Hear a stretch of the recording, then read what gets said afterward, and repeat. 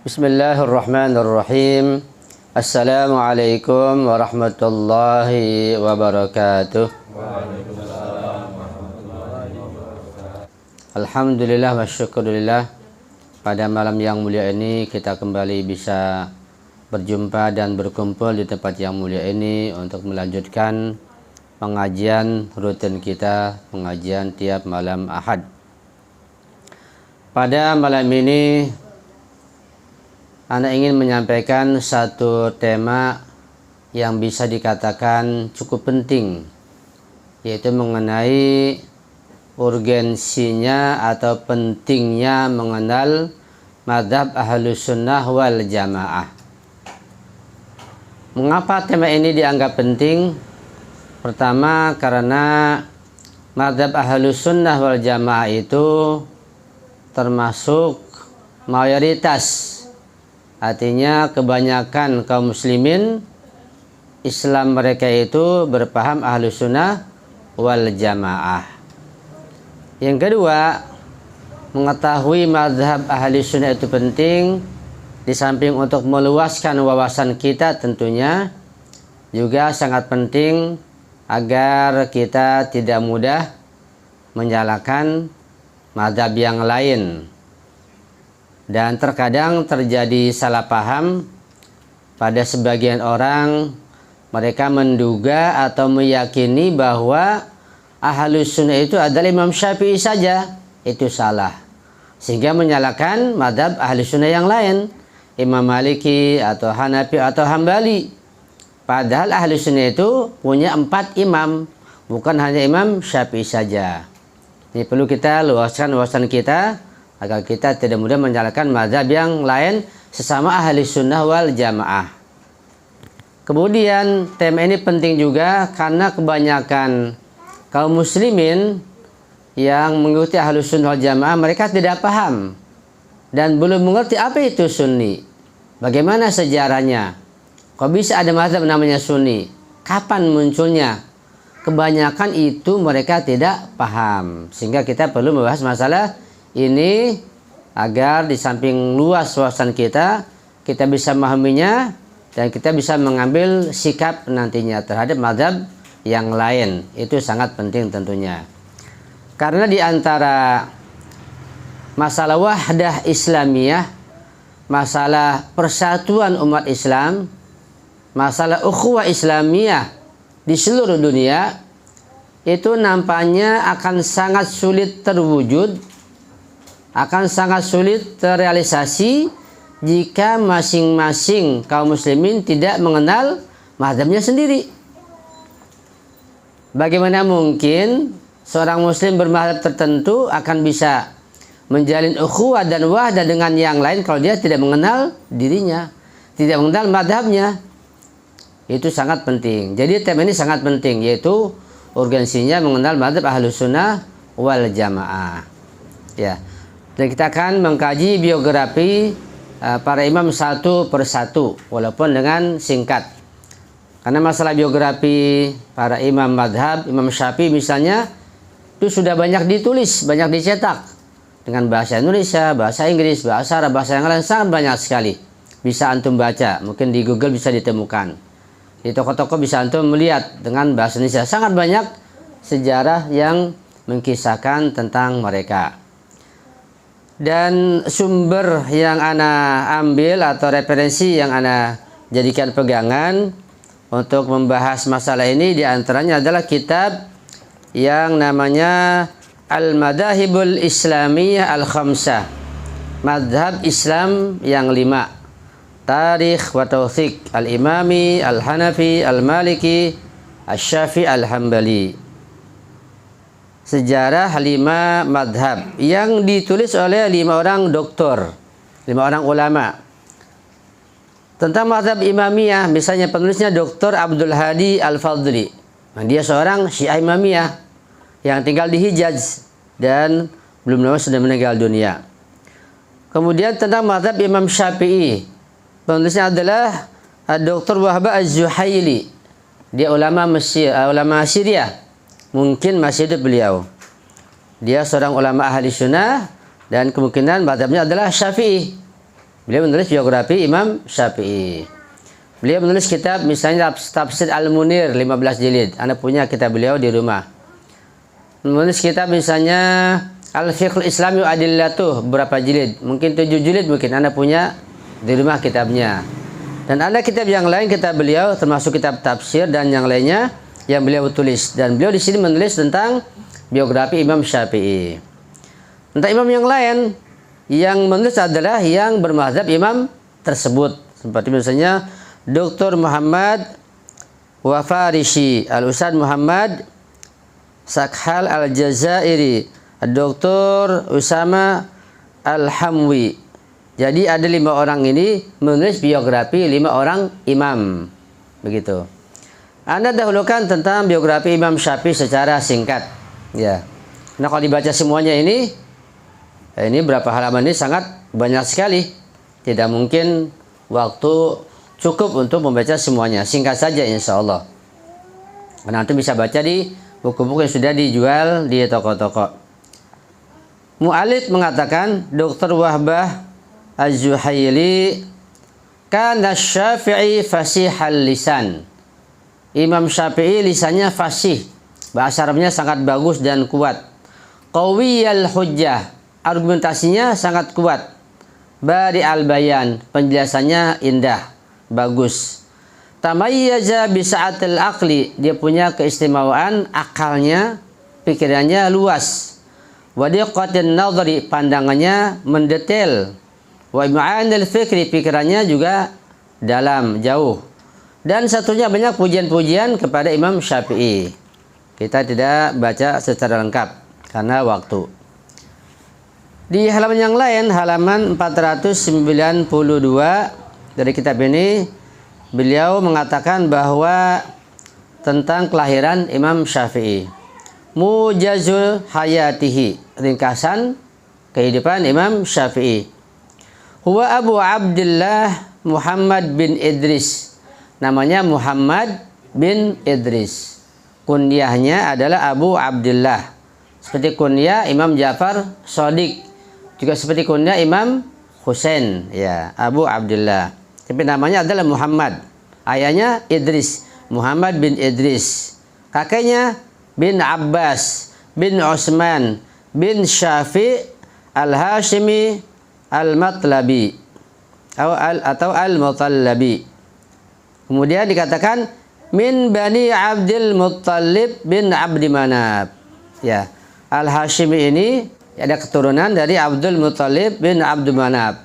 Itu kakek dari kakeknya Rasulullah, ya. Jadi ketemu di kakeknya Rasulullah, yaitu Abdul Muttalib. Wulida bi Gaza. Beliau Imam Syafi'i dilahirkan di kota Gaza. Di mana Gaza? Di Palestina. Yang waktu itu masih termasuk Asyam.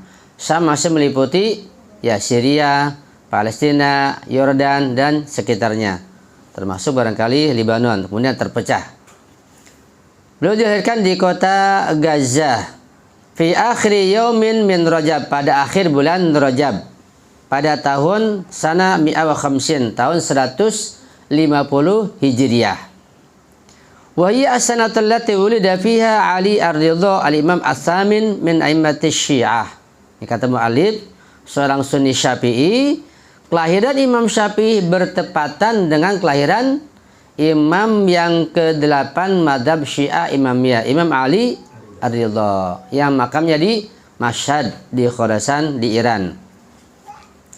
Wa tuwfiya biha al-Imam Abu Hanifah, juga bertepatan dengan wafatnya Imam Abu Hanifah, salah seorang madhab ahli sunnah juga.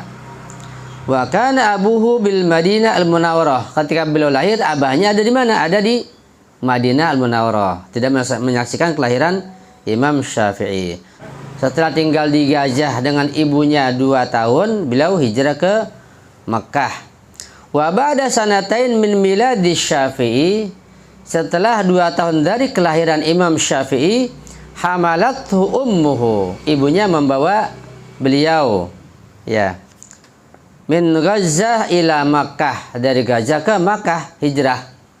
Waktu itu tidak ada pesawat, tidak ada mobil. Naik apa? Mungkin kalau nggak naik onta, naik keledai antara dua itu, dari Gazah Palestina ke Makkah. Mautinu abai, tempat kelahiran ayah-ayah Imam Syafi'i. Fanasha'a yatiman fi hijri ummihi, ya.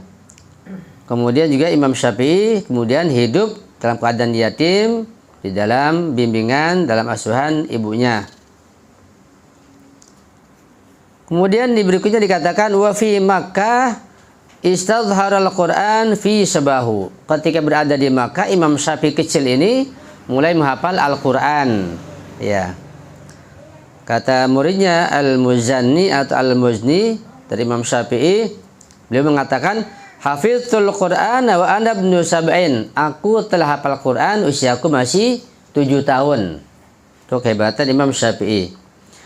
Wa hafiztu al-Muwatta, dan juga aku menghafal kitab Al-Muwatta, kitab hadis fikih karya Imam Maliki. Sebelum beliau berguru sudah hafal dulu kitabnya, tebel gini. Hafal Quran juga, hafal Al-Muwatta juga. Wa ana ibnu asyrah, usia 7 tahun hafal Quran, usia 10 tahun hafal Muwatta. Ya. Wa hafidhahu fi 9 layalin, dia menghafal kitab Al-Muwatta itu dalam tempo 9 malam. Saking cerdasnya. Iya. Kita lompat ke berikutnya tentang bagaimana Imam Syafi'i belajar. Talaqa Syafi'i al-ilma fi Makkah. Imam Syafi'i belajar di kota Makkah. Wa baru'a fil hadis wal fikhi wal arabiyah. Kemudian dia mengungguli, mendalami ilmu hadis, ilmu fikih dan bahasa Arab. Wa lazima Syekhul Haram al-Makki Muslim bin Khalid az-Zanji mufti Makkah. Imam Syafi'i senantiasa melazimkan berguru kepada Imam Haram Makkah, yaitu Muslim bin Khalid az-Zanji. Dia seorang mufti Makkah. Wa tafaqaha bihi, dan dia menjadi ahli fikih di masa itu, sehingga Imam Syafi'i diizinkan memberikan fatwa. Wa huwa ibnu 15 sanah. Sejak usia 15 tahun Imam Syafi'i sudah diizinkan mengeluarkan fatwa oleh gurunya Muslim bin Khalid di kota Makkah. Ini luar biasa. Thumma rahala ilal Imam Malik. Kemudian dia pergi ke Imam Malik di Madinah. Dari Makkah, setelah hafal Quran, hafal Muwatta, pergi ke Imam Malik, ya, Malik bin Anas, pengarang kitab Al-Muwatta, dan belajar di sana. Dan ketika beliau pergi ke kota Madinah, wa huwa la yatajawaz as-sadisata asyar min umrihi. Usianya belum melewati 16 tahun. Merantau Gazah, Makkah, Madinah, ya. Dan belajar ke Imam Malik. Sementara beliau sudah hafal kitabnya duluan sebelum belajar. Itu luar biasa. Wa aqama bil Madinah hatta tufiya Malik. Dan Imam Syafi'i tinggal di kota Madinah sampai gurunya Imam Maliki wafat. Tahun berapa? Tahun 179 Hijriah. Wa kana umru Syafi'i 29 sanah. Ketika itu Imam Syafi'i usianya berapa? 29 tahun. Usia 29 tahun gurunya Imam Maliki wafat. Ya. Di mana? Di kota Madinah Imam Maliki. Dan kita tahu bahwa Imam Maliki seorang ulama ahli sunnah yang pernah belajar kepada Imam Ja'far As-Shadiq. Di mana? Di Madinah. Kemudian dikatakan wa kana qudumu Syafi'i ilal Iraq fi hadhil mihnah sana 184 Hijriah. Imam Syafi'i kemudian hijrah ke Irak dari Madinah ke Irak tahun 184 Hijriah. Wa huwa fi rabi'ah wa salasin min umri. Usia beliau ketika itu pergi ke Irak pertama kali 34 tahun usianya. Fatahayya lahu ayyadrusa fiqh al-Iraqiyyin. Dia berusaha menyiapkan dirinya untuk mempelajari fikih ulama Irak. Karena ada beda fikih ulama Irak dengan fikih ulama Madinah. Dia belajar fikih Irak, dia padukan. Faqara'a kutubal Imam Muhammad bin Al-Hasan. Ini dia mulai membaca kitab-kitab Imam Muhammad bin Hasan di Irak, ya. Yang ketika itu banyak para imam madhab, ada puluhan, baik di Mekah, di Madinah, di Irak, banyak imam madhab. Berikutnya dikatakan di sini, setelah belajar sekian lama beliau di kota Irak, kembali lagi Imam Syafi'i ke Mekah lagi. Tsumma ada Syafi'i ila Mekah, kembali ke Mekah lagi. Ya. Wa akhadha yulqi durusahu, ketika kembali ke Mekah, kalau yang dulu belajar, sekarang kembali mengajar. Wa akhadha yulqi durusahu fil haramil makki, mulailah beliau mengajarkan pelajaran-pelajaran agama di haram Makkah. Limudati nahwin 9 sanawat, selama 9 tahun beliau mengajar di kota Makkah. Wattaja ilal ijtihadil mutlak, kemudian dia mengarah kepada menjadi mujtahid mutlak. Ada mujtahid mutlak, ada mujtahid mutajazi, ya. Ba'dan hafidha ulum al-fuqaha wal muhaddisin, setelah beliau banyak menghafal ilmu-ilmu para fuqaha dan para muhaddisin, para ahli hadis. Kemudian wa fi Makkah, dia di Makkah fi hadil awana, pada ketika ini dia juga menyusun kaidah-kaidah untuk mengistinbatkan hukum, ya. Dikenal dalam kitabnya namanya Ar-Risalah, begitu. Ya. Wada'a qawaid al-istinbat limayyiza baina fiqhil Hijaz wa fiqhil Iraq. Di Mekah dia mulai menulis kaidah-kaidah usul fikih untuk membedakan antara fikih Hijaz, fikih Mekah, fikih Madinah dengan fikih Irak. Dia tulis kaidah-kaidahnya. Ya. Kemudian wa kanat halaqatu asyharul halaqat al-ilmiyah. Jadi halaqah dia, ini kan halaqah begitu, lingkaran. Ketika berada di Mekah, paling terkenalnya halaqah ilmiah di masa itu. Kenapa? Lima fiha min munadharatin wa munaqashatin, karena adanya munadharah, adanya perdebatan, adanya dialog, adanya munaqashah, begitu, diskusi, sehingga hangat, sehingga sangat terkenal. Jadi sejak dulu sistem pembelajaran itu dengan dialog, dengan tanya jawab, dengan membuka pertanyaan seluas-luasnya. Dan itu yang sulit. Karena kalau hanya mengajar kayak di kelas, ngajar menyampaikan, selesai pulang sudah. Itu bisa dan lebih mudah. Yang susah itu mengajar, setelah mengajar pertanyaan, apalagi bebas. Itu harus punya mental, punya persiapan, itu yang berat.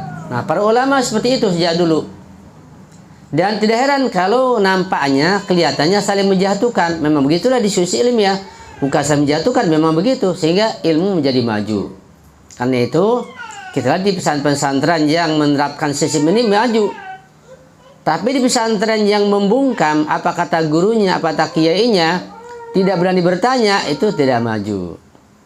Jadi kalau ke ilmiah, sampai hari ini, kalau antum ke Najaf, antum ke Karbala, antum ke Ba'alabak di Libanon, antum ke mana saja, ke Isfahan, ke Qum, ke Mashhad, tuh halaqah santri seperti ini, setelah guru belajar itu ada membuka pertanyaan, mengkritisi, begitu.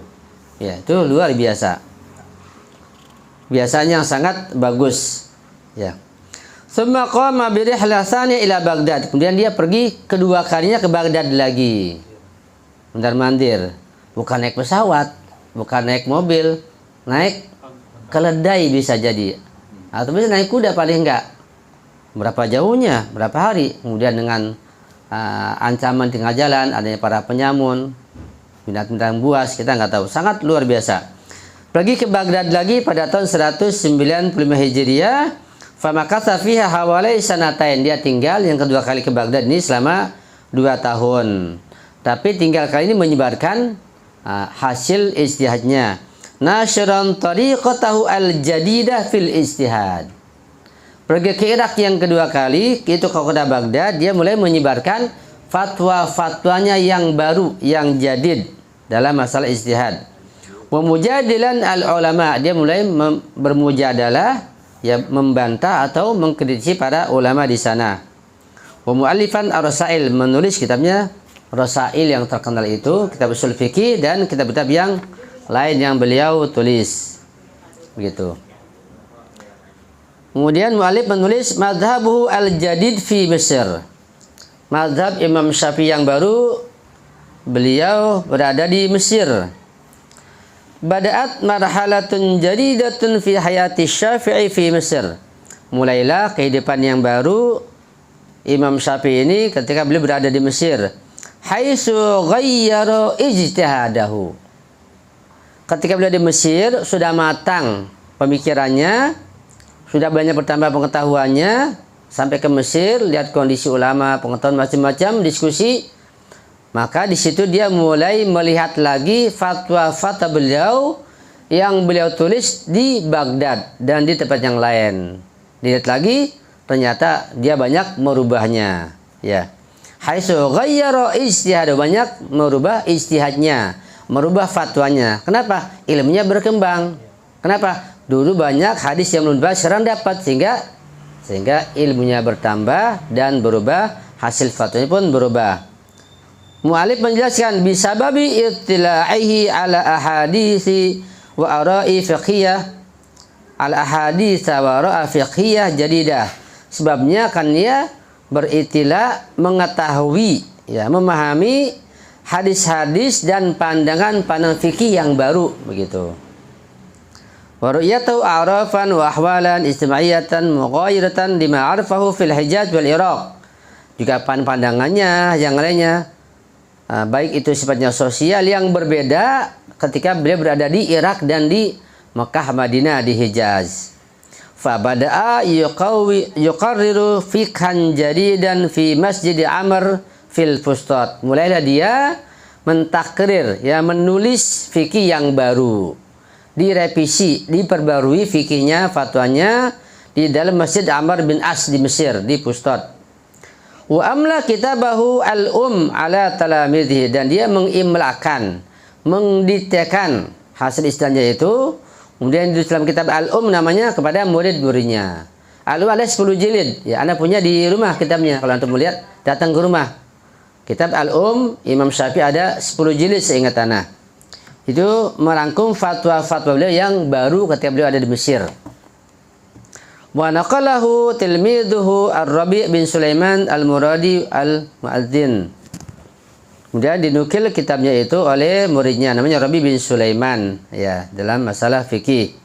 Nah, jadi singkatnya bahwa Imam Syafi'i punya fatwa yang lama namanya Al-Qaulul Qadim, punya fatwa yang namanya Al-Qaulul Jadid, ya. Kemudian ketika beliau sudah dewasa, berada di Mesir, ya, wantaqada ara'a Syaikhi Malik, beliau mulai mengkritisi gurunya, pandangan fatwa gurunya Malik. Kamantaqada ara'a al-Iraqiyyin, juga sebagaimana beliau mengintiqad, mengkritisi pandangan guru-gurunya dan ulama Irak seperti Abu Hanifah dan ulama yang lain, ya, dari fuqaha Irak. Wa khalafal Auza'i, juga Imam Syafi'i berbeda atau mukhalif atau bertentangan pandangan dengan Imam Al-Auza'i. Imam sangat banyak, mungkin lebih 20. Tapi kenapa hanya 4 yang dipilih yang terkenal sampai hari ini? Hanyalah Hanafi, Maliki, Syafi'i, Hambali. Padahal ada Imam Auza'i, ada Hasan Basri, ada Sufyan Ats-Tsauri, ada Daud Al-Zahiri, ada banyak yang lain. Yang lain kemana? Itu berkaitan dengan penguasa setempat tentunya. Ketika nggak ada izin, ya nggak ada izin, hilang dan punah. Ketika diizinkan, artinya diakui dan tercatat, diresmikan oleh pemerintah, maka bisa hidup terus. Di setiap zaman begitu, di mana saja. Ketika pemerintah mendukung, menyetujui, membantu bahkan, maka akan maju dan subur. Ketika menentang pemerintah, sampai sekarang pun menentang pemerintah, ya akan dibasmi, hilang mazhab itu. Jadi mazhab yang lain, ulama yang lain, karena sebagian menentang, sebagian wallahu alam bagaimana sejarah dia menceritakan, maka menjadi punah, ya. Dan beliau di Mesir sampai akhir hayat, sampai meninggal dunia. Dufinal Imam Syafi'i fi Hayyil Qarafah, beliau dimakamkan di perkampungan namanya Al-Qarafah di Mesir, ya. Kemudian orang-orang atau para penguasa atau para khalifah yang semasa dengan Imam Syafi'i. Ada 2 kelompok, ada 2 generasi. Asrus Syafi'i pada halaman 499. Asrul Imam Asy-Syafi'i fi tufulatihi ahda thalathata uzama min al-khulafa al-abbasiyyin Imam Syafi'i ketika masa kecilnya dia hidupnya sejaman dengan 3 orang khalifah Bani Abbas, khalifah Abbasiyah. Siapa mereka? Abu Ja'far Al-Mansur tahun 136 Hijriah sampai 158 Hijriah. Khalifah kedua Al-Mahdi tahun 158 Hijriah sampai 169 Hijriah.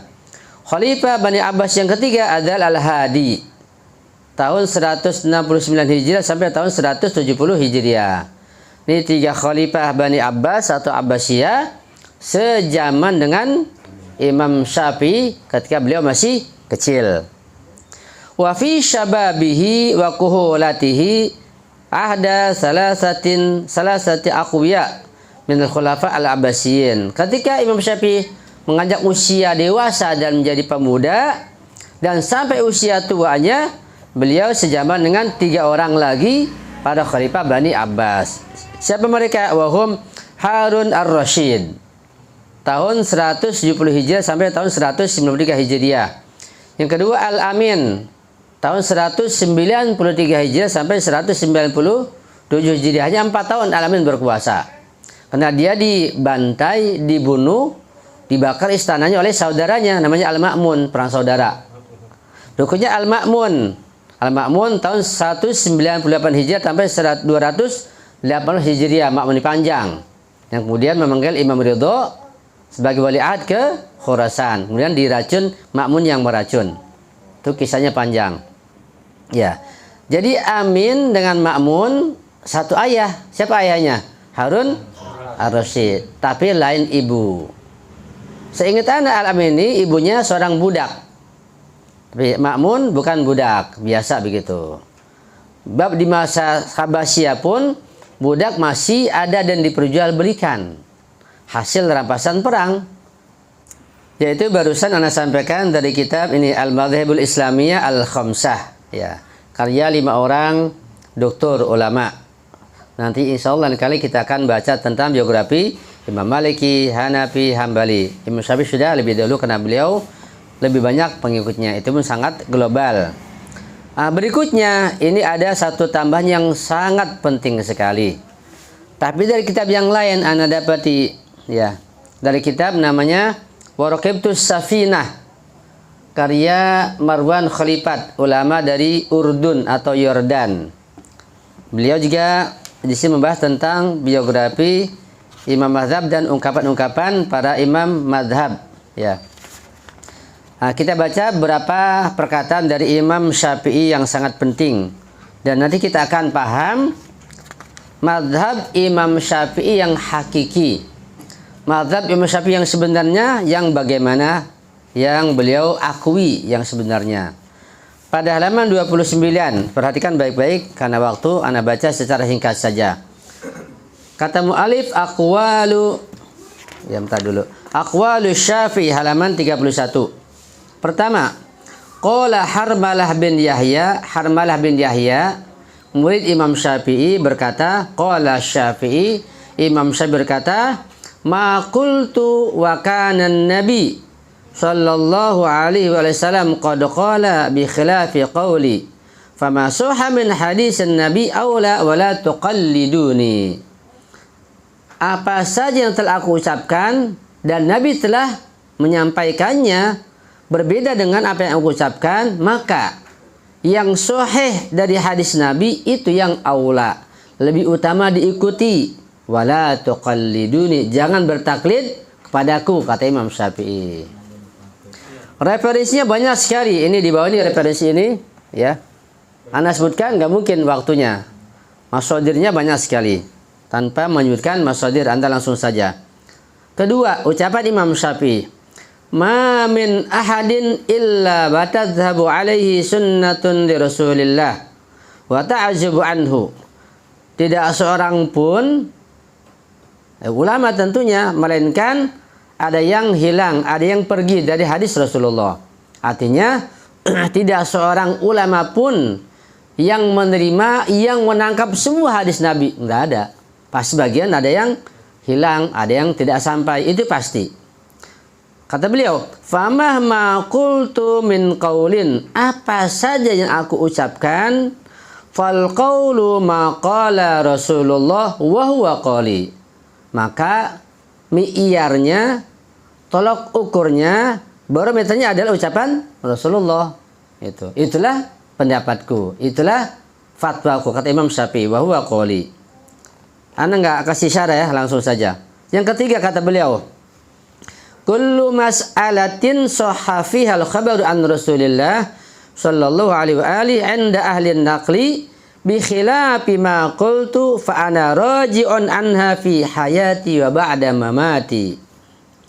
Setiap masalah fikih tentunya lebih banyak yang di situ ada hadis dari Nabi yang sahih yang dinukil dari ahli hadis dan berbeda menentang dengan pandanganku, maka aku kembali dari pandanganku. Baik aku masih hidup atau setelah aku mati, kembali kemana? Kembali ke fatwa, ke pandangan hadis yang sahih itu. Pandangannya ya dibuang begitu. Itu kata Imam Syafi'i. Yang keempat, qala Rabi' bin Sulaiman, Rabi bin Sulaiman murid Imam Syafi'i berkata, sami'atu Syafi'i yaqul, Imam Syafi'i berkata, idza wajadtum fi kitabi khilafa sunnati Rasulillah sallallahu alaihi wasallam faqulu biha wa da'u ma qultu. Apabila kalian menemukan dalam kitabku yang berbeda, yang menentang sunnah Rasulullah, hadis sahih Rasulullah, faqulu biha, maka ambillah hadis Nabi itu, ambil, sampaikan, sebarkan. Wa da'u ma qultu, tinggalkan ucapanku, buang ucapanku. Yang keempat, yang kelima, qala Syafi'i, ini sangat penting nih. Imam Syafi'i berkata lagi, la yuqalladu ahadun duna Rasulillah sallallahu alaihi wasallam. Tidak seorang pun berhak untuk ditaklidi, untuk diikuti selain Rasulullah. Luar biasa ucapan beliau. Yang keenam, wa naqala Imamul Haramain Al-Juwaini, Imam Haramain Al-Juwaini menukil dalam nihayanya dari Imam Syafi'i, beliau berkata, idza sahha khabarun yukhalifu madhhabi fattabi'uhu wa alamu annahu madhhabi. Apabila ada yang sahih dari khabar, dari hadis Nabi saya itu bertentangan, mukhalif dengan madhabku, maka ikutilah hadis Nabi itu. Wa alamu, ketahuilah, annahu madhabi, hadis saya itu adalah madhabku. Ya. Kemudian itu yang ke-6 ya. Yang ke-7 ana singkat. Ada tambahan dari Imam Nawawi. Qala Nawawi. Imam Nawawi, ada Imam Nawawi, ada Syekh Nawawi. Kalau Syekh Al-Bantani, orang Banten yang meninggal di Mekah, kuburannya di sana. Itu Syekh Nawawi. Kalau Imam Nawawi, dia imam yang terkenal punya kitab namanya Riyadhus Shalihin. Dibaca di mana-mana. Beliau orang Nawa, namanya Muhammad An-Nawawi. Nawa nama desa di Syria. Ana pernah ziarah ke sana. Sahha ani Syafi'i, kata Imam Nawawi. Dan benar ada ungkapan dari Imam Syafi'i, dia berkata, annahu qala, idza wajadtum fi kitabi khilafa sunnati Rasulillah faqul bi sunnati Rasulillah wa da'u qawli. Jika kalian menemukan di kitabku ini yang berbeda dengan sunnah Rasulullah, maka ambillah sunnah Rasulullah, tinggalkan ucapanku, tinggalkan fatwaku Syafi'i. Ya. Kemudian masih banyak tambahannya. Yang ke-7 langsung. Idza sahha khabarun yukhalifu madhhabi fattabi'uhu wa alamu annahu madhhabi. Ini hampir sama. Yang ke-8, kullu hadisin 'anan Nabi sallallahu alaihi wasallam fa huwa qawli. Setiap hadis dari Nabi yang sahih tentunya itulah pandanganku, itulah madhabku. Wa illam tasma'uhu anni, sekalipun kalian belum mendengarkan dariku. Artinya ketika ada hadis Nabi yang datang kemudian Imam Syafi'i belum menerimanya, sudah keburu meninggal, dan hadis yang datang kemudian adalah sahih, itulah madhab Imam Syafi'i. Itulah madhab hakiki Imam Syafi'i menurut pengakuan beliau dalam kitab ini. Yang ke-9, mahma qultu min qaulin am asaltu min aslin babalagha an Rasulillah sallallahu alaihi wasallam khilafa ma qultu fal qawlu ma qala sallallahu alaihi wasallam. Apa saja yang aku ucapkan, yang aku sampaikan, yang aku fatwakan dan aku yang membuat asal atau kaidah usul fikih misalnya, kemudian sampai dari Rasulullah hadis lain yang berbeda dengan ucapanku, maka terimalah ucapan Rasulullah, tinggalkan ucapanku. Yang ke-10, qala Syafi'i lil muzni atau muzanni. Imam Syafi'i berkata kepada muridnya, ya Ibrahim, wa Ibrahim, la tuqallidni. Imam Syafi'i berkata kepada muridnya, la tuqallidni, jangan bertaklid kepadaku. Taklid buta maksudnya. Fi kulli ma aqul, dalam semua yang aku ucapkan, pilih dulu. Ketika sedang hadis Nabi terima, ketika enggak maka buanglah ucapanku, begitu. Ya. Wanzur fi dzalika li nafsika fa innahu dinun. Perhatikanlah, lihatlah, telitilah untuk dirimu, itulah agama. Jadi agama itu tidak bertaklid, membabi buta, terima apa adanya, tapi dengan meneliti, membandingkan yang mana yang sahih, yang dhaif dibandingkan. Itu bagi pelajar dan ulama. Tapi kalau orang awam ya nggak bisa, karena nggak bisa baca kitab. Tapi ulama jangan bertaklid, seharusnya harus meneliti. Ketika sesuai dengan hadis Nabi yang sahih, maka bisa diterima. Berkata lagi Imam Syafi'i, masalul ladzi yatlubul ilma bila hujjatin. Seseorang yang mencari ilmu tanpa hujjah, tanpa dalil, tanpa argumen, kama salihatibi lailin, seperti orang yang mencari kayu bakar di tengah malam. Yahmilu hajmata hatabin, dia membawa seikat kayu bakar, wa fiha apa? Enggak tahunya ada ular di dalamnya. Wa huwa la yadri, dia tidak tahu. Orang cari ilmu tanpa burhan, tanpa argumen, tanpa dalil. Orang cari kayu ada ular dalamnya, berbahaya. Artinya orang cari ilmu tapi ngikut aja gitu apa kata gurunya. Menentang gurunya, ya, diikuti semuanya. Yang salah benar diikuti semuanya. Seperti dia cari kayu bakar, di dalamnya ada ularnya, digigit, nggak tahu, nggak sadar. Itu kata Imam Syafi'i. Yang ke-11, la hujjata fi qawli ahadin duna Rasulillah wa in katsuru. Tidak ada hujjah, tidak ada argumen, tidak ada dalil bagi ucapan seseorang. Artinya ucapan siapapun tidak jadi hujjah, tidak jadi argumen, tidak jadi dalil. Wa in katsuru, selain walaupun banyak, duna Rasulillah, selain ucapan Rasulullah. Artinya ucapan siapapun kalau bukan Rasulullah dan tidak bersandar pada Rasulullah atau bertentangan, itu tidak jadi hujah, begitu maksudnya. Wala qiyasa wala fi syai'in. Yang ke-12, ini terakhir kata beliau nih. Yang ke-12, laqad allaftu hadhil kutuba wa lam alu juhdan. Aku telah menulis, mengharam kitab-kitabku ini, wa lam alu juhdan. Aku mati-matian, sungguh-sungguh, ya, serius. Tapi apa kata beliau? Wala budda ayyujada fihal khata, tapi pasti ada kesalahan di dalam kitabku ini. Sekalipun aku menulisnya dengan sungguh-sungguh, setengah mati-matian. Kenapa demikian wahai Imam Syafi'i? Kata beliau, li'anna Allah ta'ala yaqul, karena Allah berfirman, walau kana min indi ghairillahi lawajadu fihi ikhtilafan katsira. Surat An-Nisa ayat 82. Artinya sekiranya bukan sekiranya dari selain Allah, ucapan, karangan, tulisan, ya, dari selain Allah, bukan dari Allah, pasti ada ikhtilaf yang banyak, ada perbedaan, ada pertentangan. Kata beliau, "Fama wajadtum fi kutubi hadhihi mimma yukhaliful kitab wa sunnata faqad raja'tu anhu." Ya, apa saja yang kalian temukan dalam kitab-kitab buku ini yang menentang Al-Quran dan Sunnah Nabi yang sahih, aku angkat tangan. Aku kembali pada Al-Quran dan Sunnah. Itu ucapan Imam Syafi'i. Jadi yang saya pahami, yang Anda pahami bahwa mazhab Imam Syafi'i yang hakiki, yang sebenarnya adalah Al-Quran dan hadis yang sahih. Itu jadi pegangan dulu maupun sekarang. Itu ya, mudah-mudahan ini ada manfaatnya untuk meluaskan wawasan kita, insyaallah. Amin ya rabbal alamin. Dan insyaallah ilmu ini, informasi ini hari demi hari semakin terbuka dengan media yang sangat luas. Ya, kira-kira sebulan yang lalu Anda pun cukup terkejut. Anda buka YouTube, pas ada tema menarik, Anda buka, ada seorang mubalik menyampaikan ucapan Imam Syafi'i, yaitu idza sahhal hadis fahuwa madhhabi. Jika hadis sahih itulah madhhab kata Imam Syafi'i.